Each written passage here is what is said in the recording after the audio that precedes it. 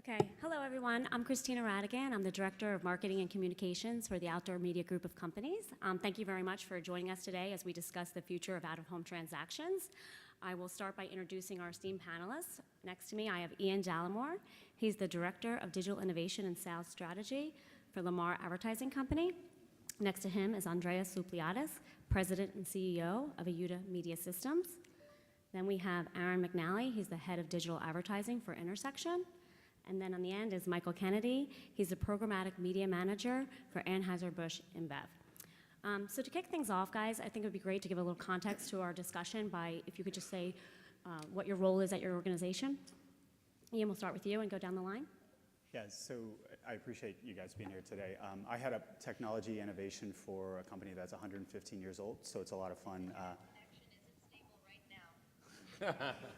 That's Siri was talking at lunchtime too, so good to hear again. Yeah, so I head up innovation and digital strategy for Lamar Advertising. Basically what that means is just looking how today's technology affects the future of our company. Really excited about the programmatic automation conversation today. Okay, Andres. Andrea Supliatis, founder and chief executive officer of Ayuda Media Systems. We're an ad tech company that serves out-of-home media owners. We help them with their entire workflow from A to Z and having a level of automation from proposals to contracting to invoicing to digital signage. And in the last 18 months, we've spent a lot of time adding a programmatic infrastructure that allows media owners to connect into new incremental revenue budgets. Hi, I'm Aaron McNally. I manage the digital advertising team at Intersection. We sell out-of-home advertising in 13 markets in the U.S. Our biggest new project is called Link NYC, and we have a number of digital Wi-Fi hotspots throughout the city of New York that we're offering to advertisers. Hi, I'm Mike Kennedy, Anheuser-Busch. I'm the Programmatic Marketing Manager, so I oversee all the programmatic buying that's handled for the business, as well as run any in-house media that we're doing, testing out a lot of new pilots out of home. That's why I'm here. Great, thank you. So Michael, we'll stay with you. Since our panel is called The Future of Out-of-Home Transactions, could you give us an idea of what that looks like to you? Sure. To me, all of my buying is handled through a platform, so programmatic platform, automated platform, however you want to see it. I'm sure we'll discuss that a little later.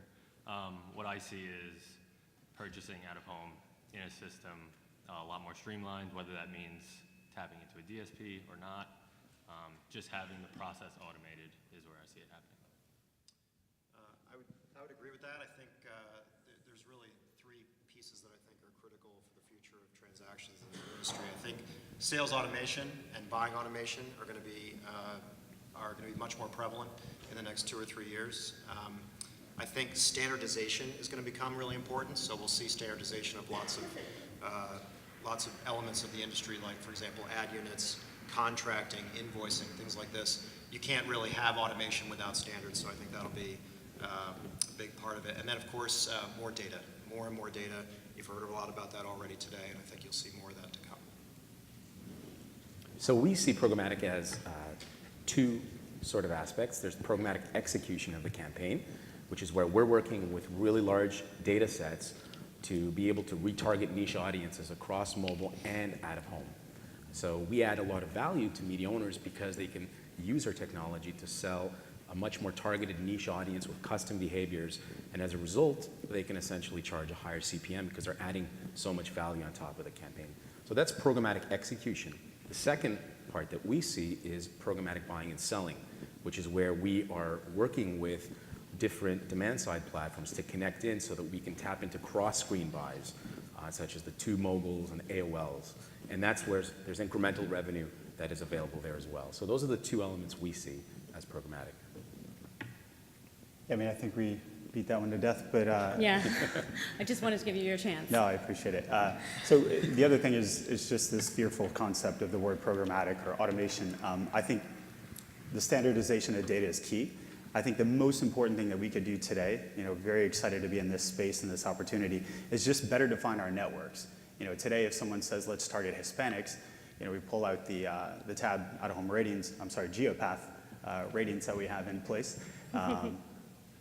Gotcha. Good catch. So to be able to take that, but then also have these better defined networks in each given market, and to make the strategists and the planners and the buyers and the audience their job a lot easier.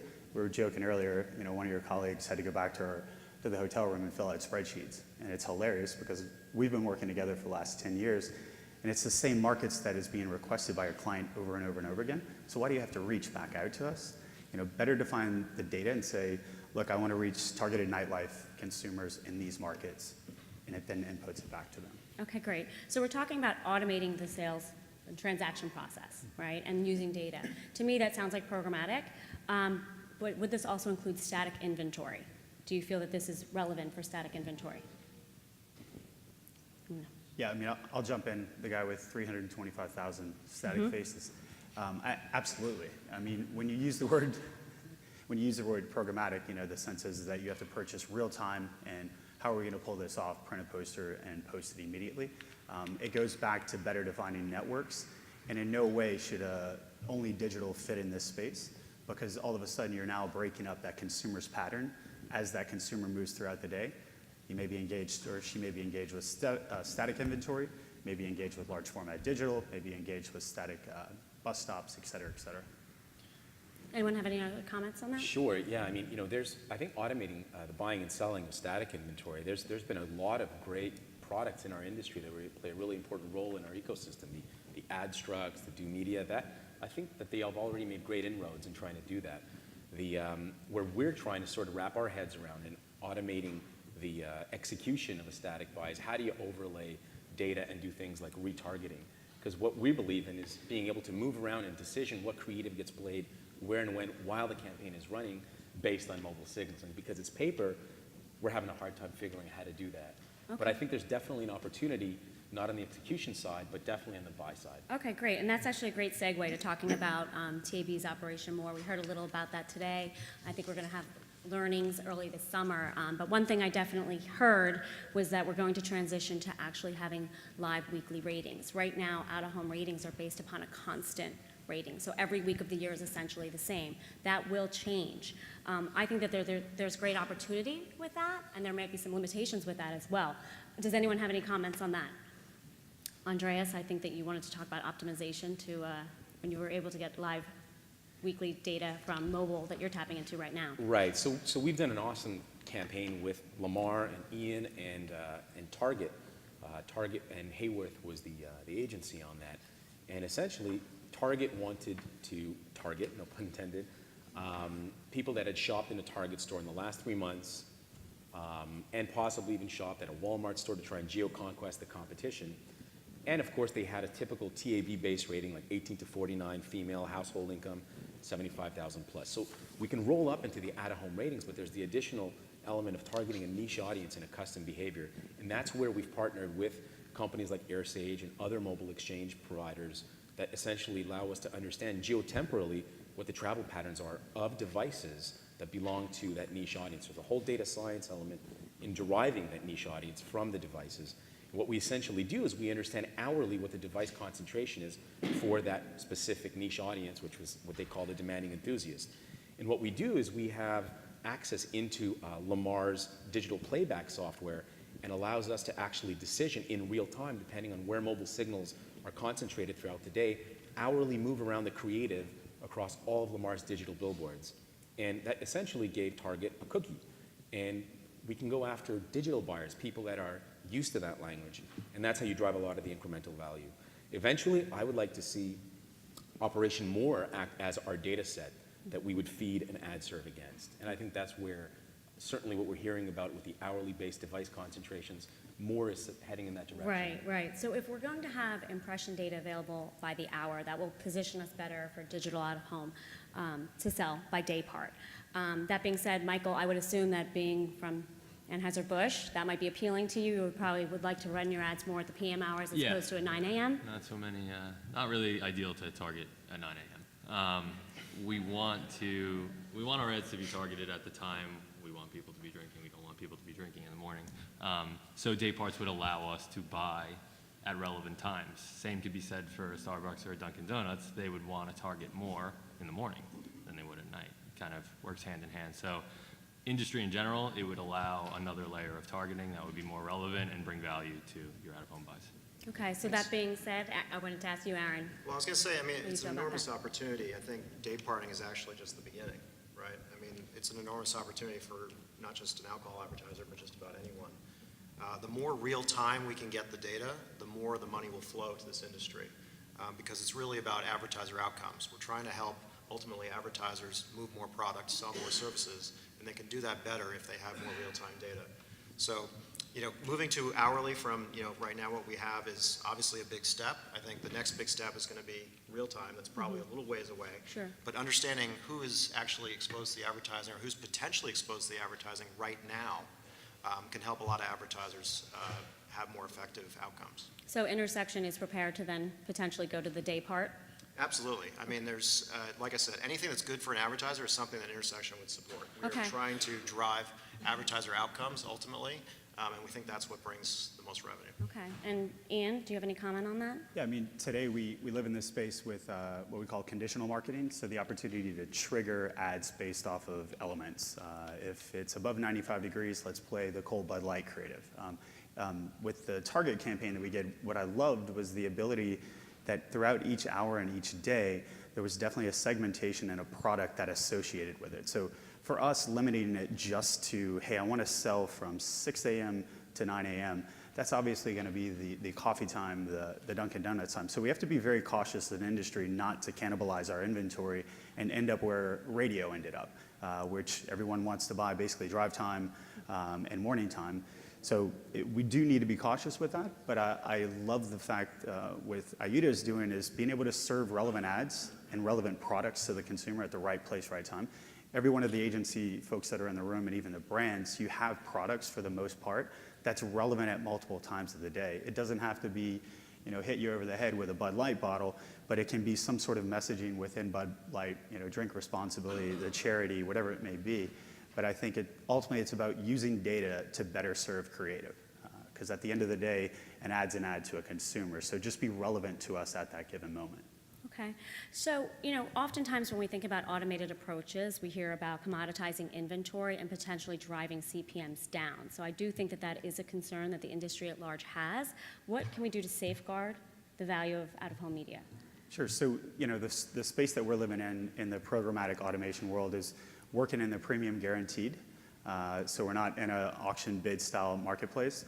It's premium guaranteed inventory that is within a private marketplace that doesn't allow people to drive down CPMs. If you're going to provide value, our target client specifically said, look, if you can validate with data and you can prove out to me that demand enthusiast mom is driving past this board from 9 a.m.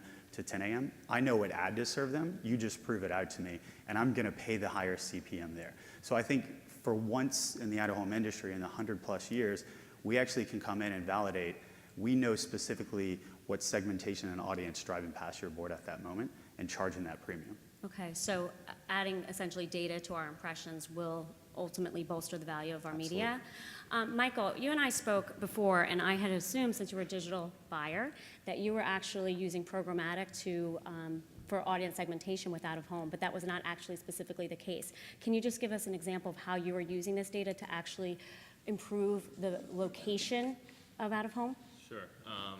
So we ran a campaign around static and digital billboards, and then we worked with a company, Vistar, to mobile geo-target. So we were using mobile data to target people who drove past our billboards at various points in the day, and then sent them a follow-up message on their mobile devices. So the way I have utilized data at the moment in any of my programmatic out-of-home buys was basically geo-data. So that's the data that I used. Okay, great. And then, Andreas, are you also using a digital out-of-home alongside mobile data? We are. So we've partnered with a company called AirSage, which is an aggregator of Verizon and Sprint.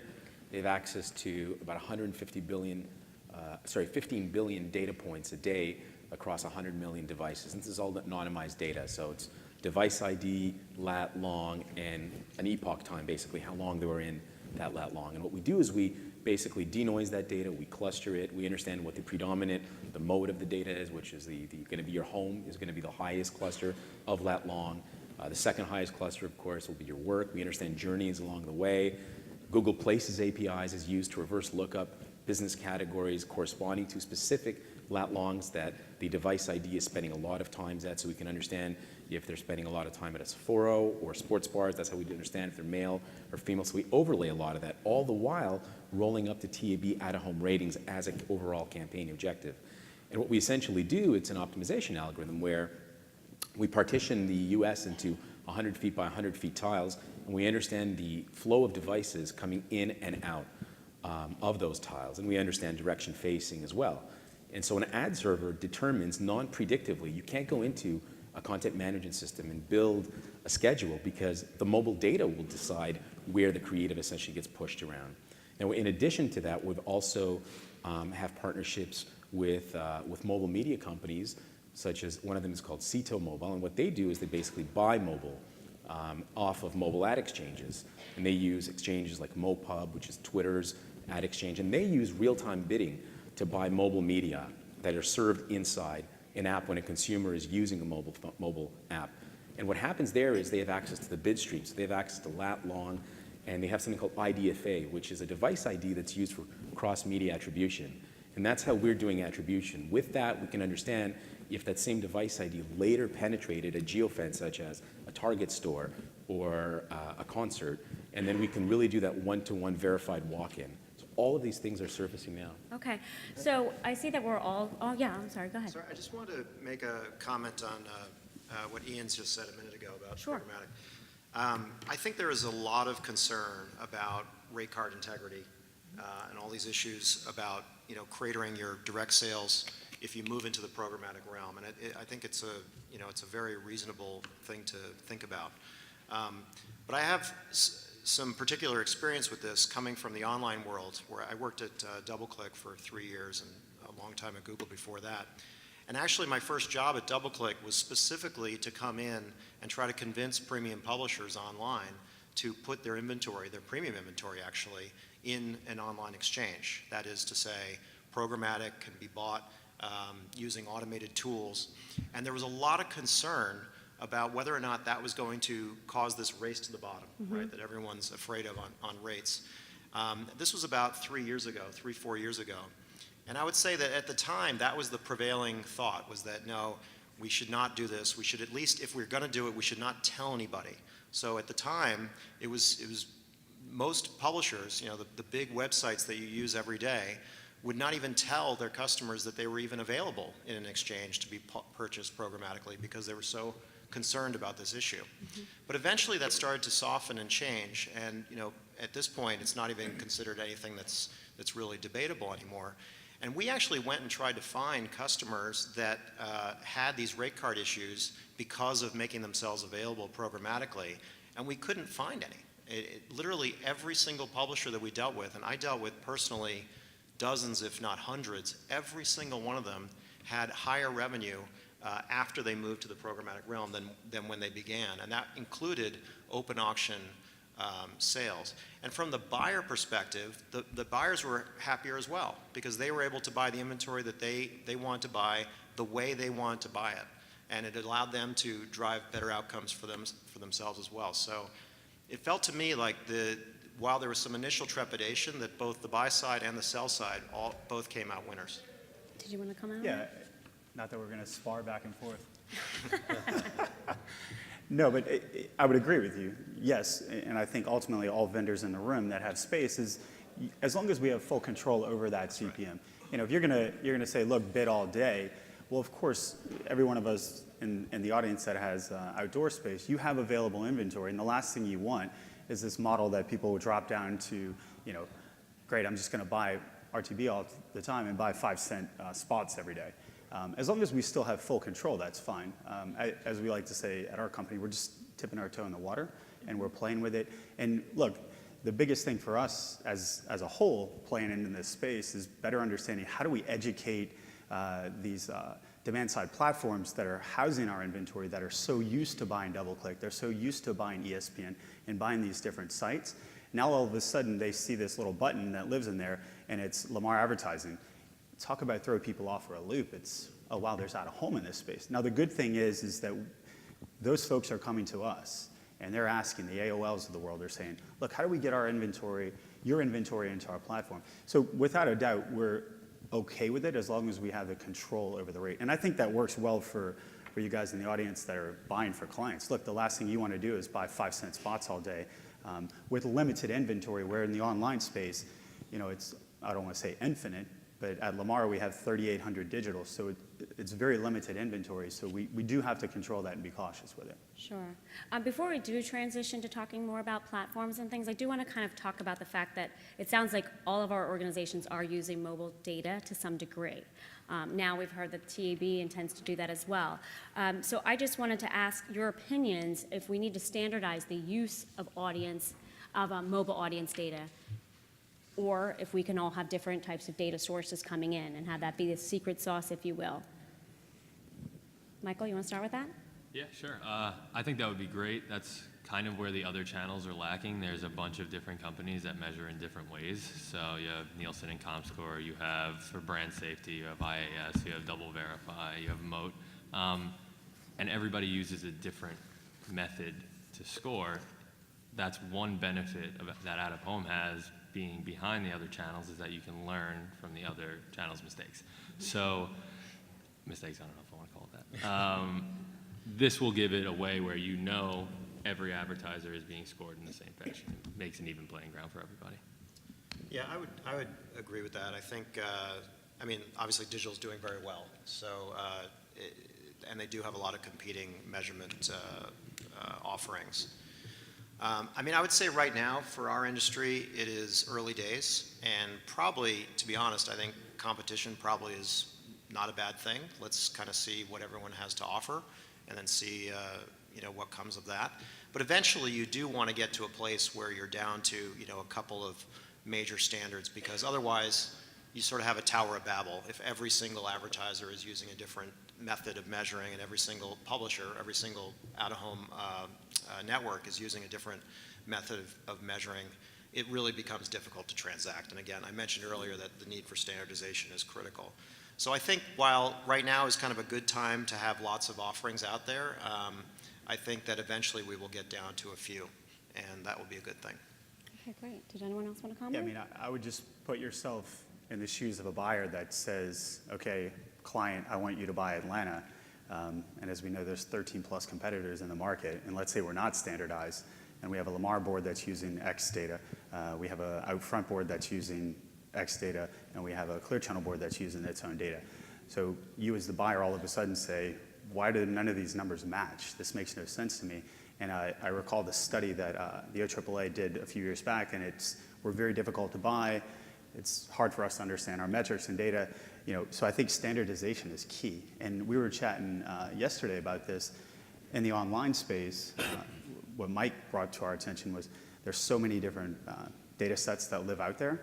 If we have the opportunity, if we're going to do this correctly, let's all go in together and let's standardize it immediately. And we have one consistent data set across all media. Whatever your secret sauce is on the side that helps you sell, that's great, use that, but we need the base layer to be consistent across all vendors. Great. Sound like a politician, like I should have slammed my fist down or something. Okay, great. So let's shift the dialogue to automating and how we're going to get there, what we need to do. But actually, before we do that, I do believe that the consensus of this panel is that if we automate, it will actually help to grow revenue for our business. That being said, where do we feel that the dollars will be coming from? Want to take that one on, Chris? Sure.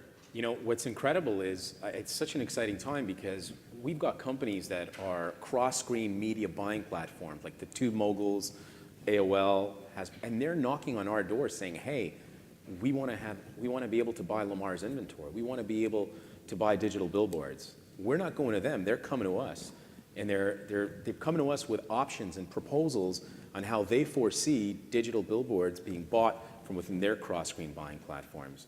So, you know, that's where I think there's an incredible opportunity, is going after completely new revenue and completely new incremental revenue that buyers that are not buying at home today. And the first question we get asked when we're pitching people that are used to buying mobile, that are buying digital, they ask, okay, great, what's the DSP that we can buy from? What's your DSP? That's the first question we get asked. And I don't think it makes sense to have an at-home DSP, because otherwise we're Could you just actually serving each just other. explain what a DSP is to the audience? Sure. A DSP is an acronym for Demand Side Platform. It's what buyers use as software. They can log in and they can see what impressions are available to buy. They can specify a specific audience. They can see rates, and they can buy directly from there. And the way that works is you've got, on the supply side, you've got the publishers, or in our world, the digital out-of-home media owners use what's called a supply-side platform to publish their impressions and monetize their impressions in an exchange. And it's a heterogeneous world where you've got multiple DSPs, multiple SSPs, and the exchange sort of is the glue that acts as a normalization across all those. And that's why we need these standards. If you look at the IAB, the way that the exchanges intercommunicate with any DSP is using standards like OpenRTB or private marketplaces and a deal ID. That's the language, that's the acumen we need to embellish ourselves with if we want to go after all this new incremental revenue, which is huge, which is 4 times the size of our industry. And we think there's dollars that we're leaving on the table by not transforming ourselves and tapping into that. It's kind of like, there's a faucet running, and we want to take our saucer and dip it into the faucet and angle it our way. And I think the opportunity is there if we speak the same acumen as the IAB, and also talk to be able to tap into cross-screen DSPs. Okay. Michael, I have a question for you. Do you buy out of home and you're a digital programmatic buyer? Is the budget coming from digital, or is it an online, an out-of-home budget that you're tapping into? It depends. Since our pilots are innovation pilots, it comes from that, kind of our innovation budgets that we have. Honestly, if out-of-home was available within the DSPs that I'm buying, programmatic TV, display, mobile, and social, if I can throw out-of-home in that, then I can basically buy a campaign holistically. I can have every piece that I want in one platform, and that's where you're dancing with digital budgets, because it's kind of all, we'll start being bucketed together. Okay. And as measurement happens, then we can become more accurate, and it becomes more similar. How many impressions did I deliver on X day?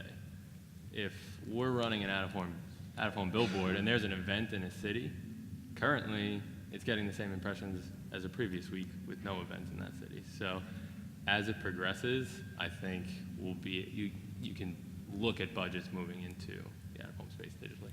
Okay. I would add that the point you just made about standardization is it's so absolutely critical, and obviously an organization like OAAA is perfectly primed to play that role that IAB has played in the online world and other organizations have done in their media.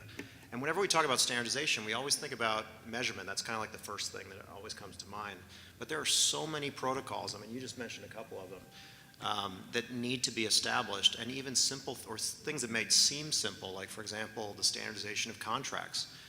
IAB's done a wonderful job there on the digital side of things. The standardization of invoicing, the protocols for communication. I think all those things are absolutely critical for us.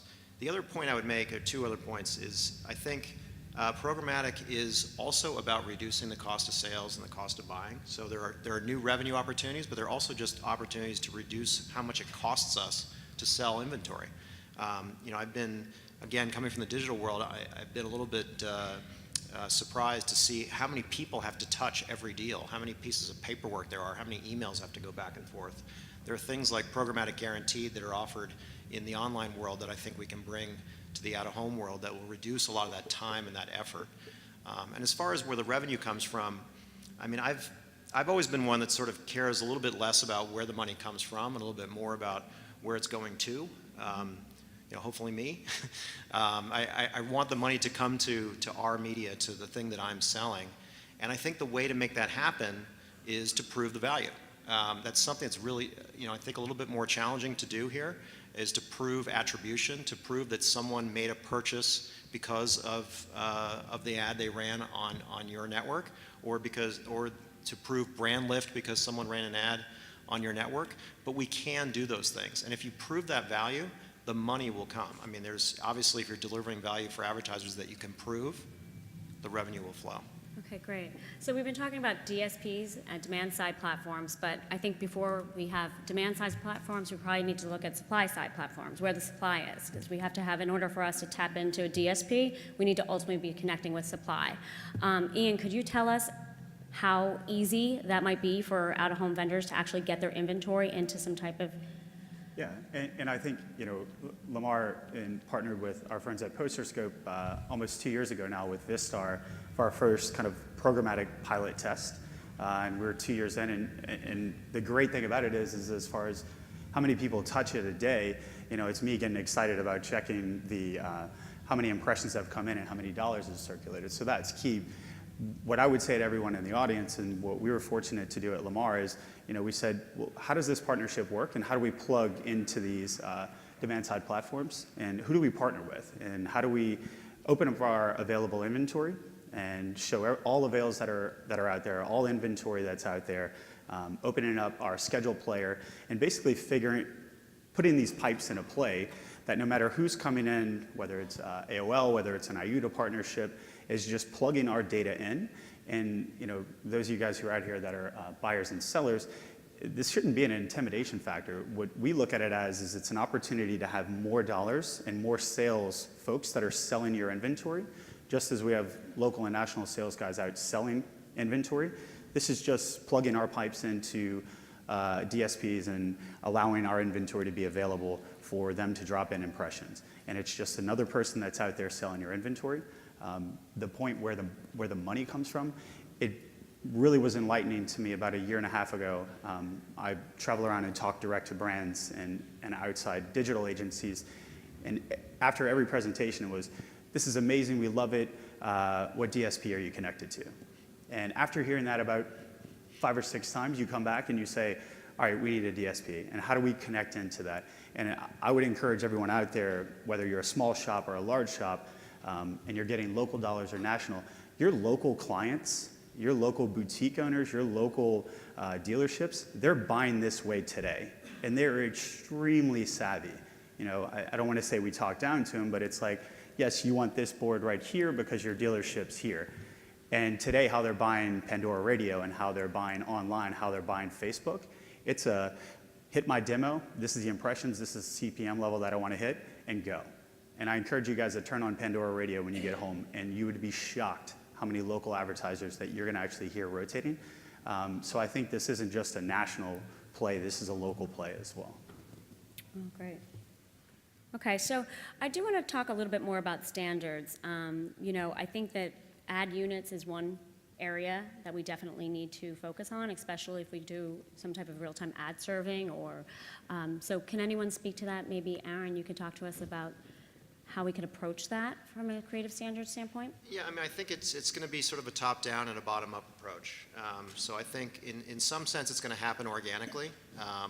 For example, if you're looking at the devices that are out there that we use to serve digital advertising, for example, they come in certain sizes, right? So certain sizes and shapes, aspect ratios are going to become standard because they just become really popular.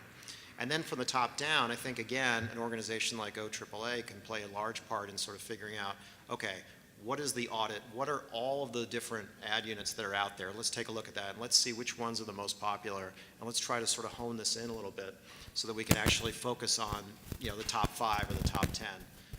We keep bringing up the IAB here, but again, it's an organization that I think has done a really wonderful job in the online industry, and I think OAAA can do the same here, where they establish those standards, they get all the people together in a room, it's incredibly important, and they all agree on the formats that they're going to push.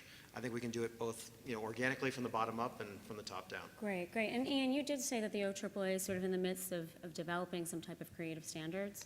Yeah, the Innovations Committee, I think it was, I'll say it's funny, I don't see Stephen in here at glance, but when we've done these PSA campaigns where all vendors have kind of donated inventory, Art Everywhere specifically, it baffled him. I think it was something like 120 different ad sizes, attribute sizes that we live in digital.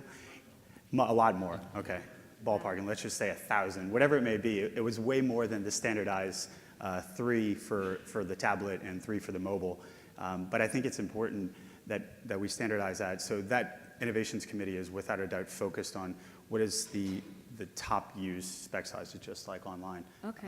So we're getting there quick. Great. And one thing that commonly comes up is when it comes to creative standards is, when we're speaking to an AOL, the first question we get asked, and we're trying to connect digital out-of-home supply to some of these buyers is, can you take a VAS tag? VAS stands for video ad serving template. And today, unfortunately, there's a plethora of content management systems and players that have a proprietary communication with one another. And I think we need to open that up so that we can tap into some of the cross-screen buying and ad serving opportunities. There's standard XML formats that describe what whether a video player should play a specific creative at a specific time of the day. Those are the types of standards, in our opinion, that we should really be embracing as an industry so that we can go after some of those cross-screen dollars. Okay, and I've heard you say a lot today specifically about cross-screen and all of that, which I think is wonderful, but I do feel that perhaps as an industry, maybe walking before we run and getting our standards and our digital out-of-home assets in line might be the easiest way to sort of start to enter into automation. Michael, as far as you're concerned, what is the best way for you to access our data? And do you plan to buy it through a platform that's strictly out of home, or are you looking to integrate right away and buy it across other media? I mean, initially, I would say partner with the DSPs that are out there already. They've gone through all the growing pains. Their tech is really strong and works really well. Rather than building a platform from scratch, it's going to be really expensive. You might as well utilize their platforms that already have the name. They've gone through a lot of consolidations already.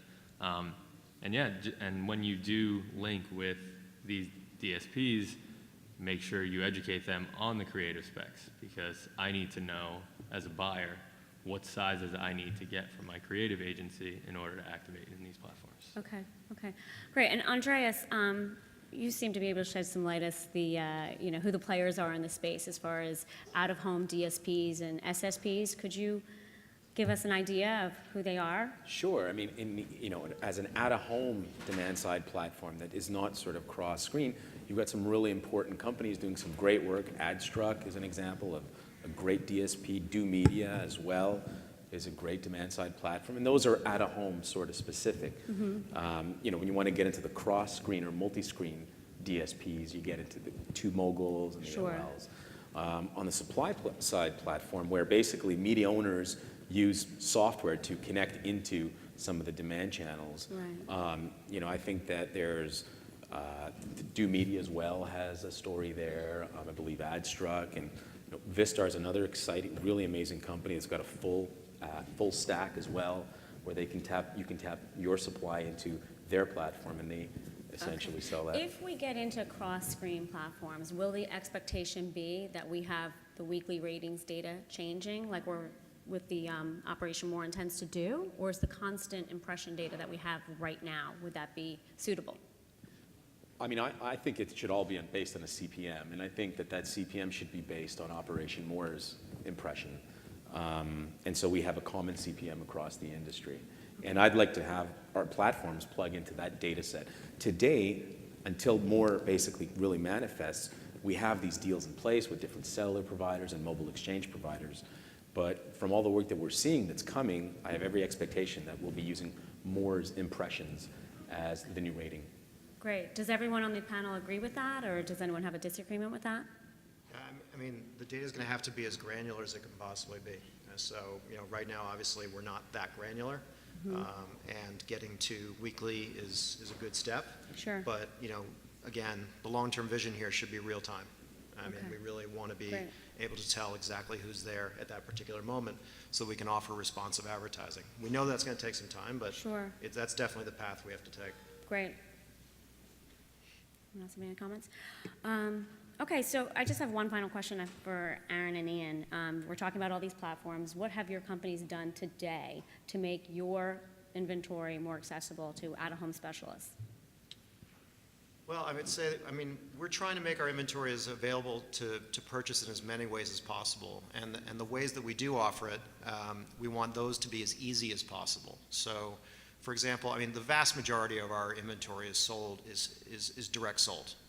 So it's direct sold by an account executive speaking to someone at an agency or at a client. And what we need to do is we need to empower those sellers with tools to make that process more efficient. So, for example, we're going to be launching an inventory management program. I see Michael from Vistar sitting over here. He's helping us out. So I think we're going to offer these tools for our AEs to be able to support their buyers in a more efficient way. They have better visibility around the inventory that's available and the pricing and all the other constraints that are on any particular campaign. We're providing proposal tools. We're providing a more flexible rate card system that allows advertisers to buy in the way that they want to buy. And that's the direct sales channel. On the indirect side, again, we're partnering with Vistar to make some of our inventory available in their exchange. So however you want to buy it, you're an agency or an advertiser out there that wants to spend money on Intersections Media, we want to make that inventory available to you in as many ways as we possibly can. Great. Ian, did you want to Yeah, I mean, comment as well? I would kind of agree with that. The direction we're going, first and foremost, is it's utilizing that data, whatever the data set is, Operation More, AirStage, et cetera, is better defining our inventory and our networks internally and better having price optimization based on data itself.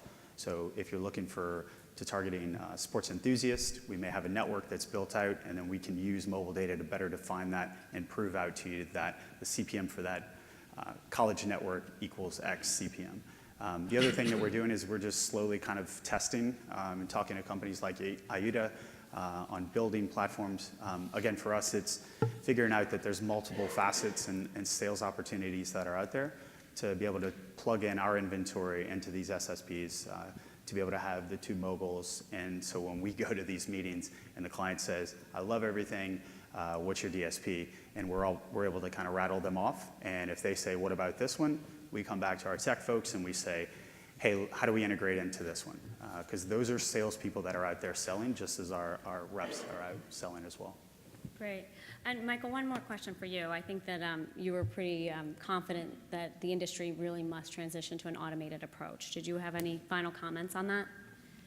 No, I mean, me as a buyer where I use these automated systems, it's the easiest way for me to run campaigns. I don't need to, I mean, it sounds robotic, but I don't need to talk to anybody to run a campaign. I mean, it sounds inhuman, but it's convenient and it's efficient, and that's where the other channels have gone in the industry, and I definitely think it'll be helpful. All right, great. Well, thank you guys so much. You know, I've learned a lot today, and I appreciate you sharing your input. I feel that the consensus of this group overall is that we must transition to an automated approach. I do feel that we all agree that it will also help static out-of-home inventory. There's a lot we can tap into with audience data and other type of mobile data to make those the planning and buying of static that much more guided by insight. And the processes are fairly convenient or easy to get to. We need to build a supply-side platform as an industry. And, you know, any other comments there that you want to wrap up with as far as your recommendation of what we should do getting out of the gate here? Just don't be fearful of it. No matter what your role is within your company, don't be fearful. This doesn't replace you. I think from the agency side, this is my opinion, from the agency side, it allows you to be better at your job, and you're not digging in spreadsheets, and you're not digging in PDF files. From the sell side, I think that it allows you to be a better seller and go in with concepts and ideas. And I think from both sides, the agency brand side and the vendor side, it allows us to do what we do great. I mean, we have this beautiful medium and phenomenal medium. Let's utilize and embrace data to better sell and do what we do on a daily basis. Yeah, there's no doubt. I agree with Ian. You know, this helps salespeople sell an all-new game, which is all about data and targeting niche audiences and custom behaviors, as opposed to taking orders. So that's true selling, where you work with the client and understand what's a specific niche audience that they would like to target. And what's great about that, you know, you also can garner a higher value for. I think our CPMs are way too low as an industry. The second you start targeting all these different dimensions in the other media, you know, I want to target people that like this specific brand and that brand and have this kind of custom behavior. Digital buyers are used to paying a premium on that CPM. Every time you add one of those new dimensions, it goes up. So $40, $50 CPMs are not uncommon in some of those buys. And I think that's what's exciting here, is that for us, this is not about automating remnant or auctioning off inventory. It's on the contrary.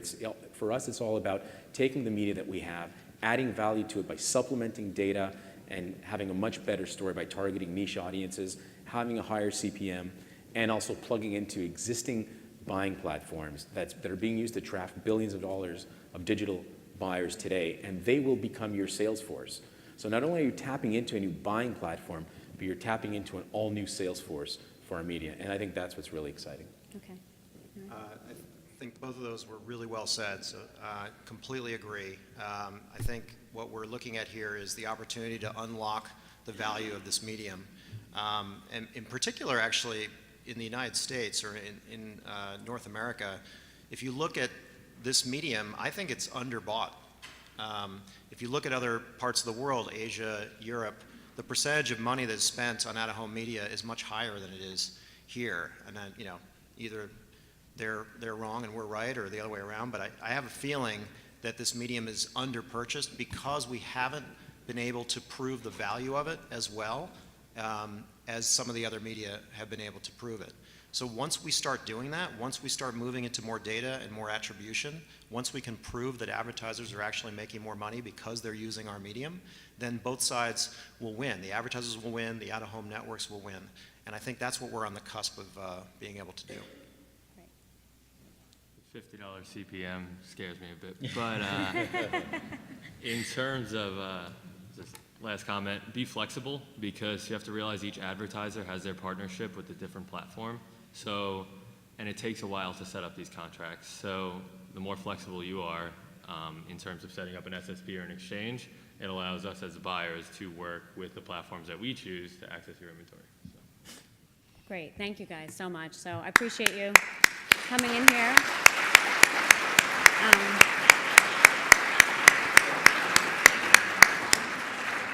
We do have a few minutes for Q&A if anyone has some questions that they wanted to pose.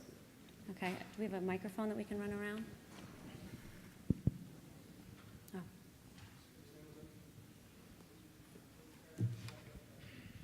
Hi, this is Michael Provenzano. I have a question for Michael, actually, as a buyer. Sorry.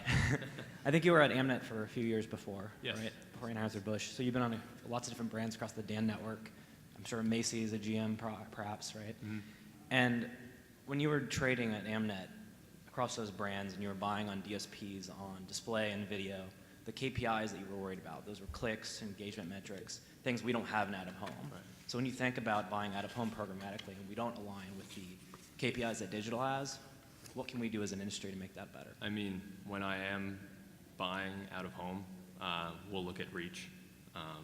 That's typically how we'll work on the KPIs in that aspect. We can't tie a conversion to a billboard unless there's a coupon code on there. It's just not going to work. But yeah, reach is what we would use. So. Okay. Question over here, Jeff.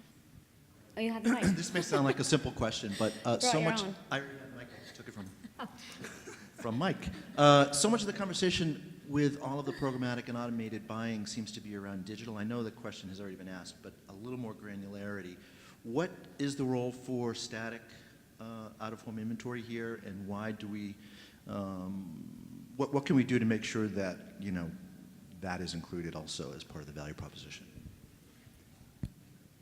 I'm the only person with static up here, so I would say that just utilizing data to better build out networks, I think it's on our end and to work with the data providers that are out there to preset these, tapestry or mosaic demographics that fit, utilizing mobile data and the geopath data. But I think that that's important for us to build out. I think what it does is it allows higher value for our static boards. I'll answer this really quick. We have an 8-sheet in Baton Rouge, Louisiana, that is in a very low-income neighborhood. If you were buying this demographic of this 8-sheet online, you would be, for, let's say, African-American target, you would be paying an extremely high CPM, cost per click. If you buy that 8-sheet and out of home, you're paying $50, and we'll throw production in for free. I personally have a problem with that, because if we're truly going to embrace data and we're going to utilize it for static as well, that 8-sheet is highest index and highest targeting based on the mobile data that we have towards that demographic. The problem is we're so ingrained in this industry to say, yeah, but it's an 8-sheet and it only has 3,000 people drive past it a week. But it's highest targeted towards your index, so there should be a higher demand towards that. So I think building out networks and putting value on the data for static inventory as well is key. Does it take the value of location I think you're buying audience. The gentleman that spoke earlier on stage, main stage, he talked about buying people and buying impressions. I think that that's huge. I think that there's a place for buying specific locations, or polls as we call them, but there's also a place to be able to buy audience. And I think that if we're using the mobile data correctly, we're following that consumer's life pattern throughout the day, and we're segmenting massive amount of inventory within the market. If we don't, then we're just cherry picking, and we're back to where we were today. Hi, my name's Tom Britton. I came from digital as well, and I think it was about 3 years ago, Procter & Gamble came out and sort of audaciously said by 2017 they wanted 70% of all their digital media bought programmatically, and everybody's heart stopped for a second. I was wondering, like, as this space is evolving in programmatic now as well, have any of you started to sort of hear any ambitious goals along those lines for programmatic out of home, or have you had those goals set internally at all? Similar goals? We do have some pretty lofty goals to run a good portion of all our media programmatically, because there is an effective and efficiency play there. I mean, if we can do this internally, it saves us money in general. It's basically accessibility. What's out there and what's available that we can buy, we will. So there's no numbers that I have for it. Okay, any more questions? No? Okay, great, thank you.